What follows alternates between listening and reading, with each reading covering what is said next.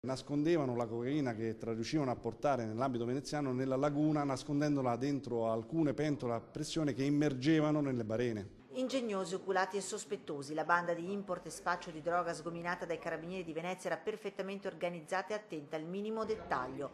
Pronti a disfarsi dei cellulari su una pattuglia dei carabinieri si soffermava troppo nelle loro vicinanze, singolari i luoghi per gli incontri ai quali andavano con le mogli per destare meno sospetti.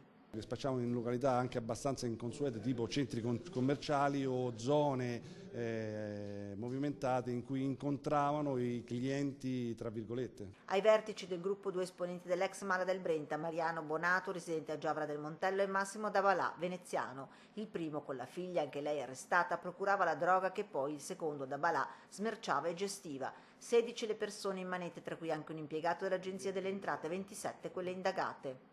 Partendo dal territorio veneziano avevano costituito una rete articolata di importazione e vendita al dettaglio di cocaina. Una vita all'apparenza normale, operai impiegati ma in realtà con un secondo lavoro molto redditizio.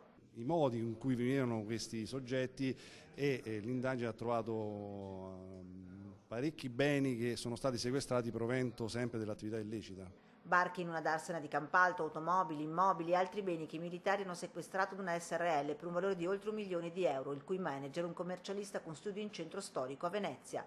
Partite nell'aprile del 2013 da controlli sul territorio, ha trovato conferma nell'arresto del 4 febbraio scorso di Davide Vianello al confine con Trieste. Il bagaglio dell'auto era imbottito con 11 kg di cocaina proveniente dall'Ucraina.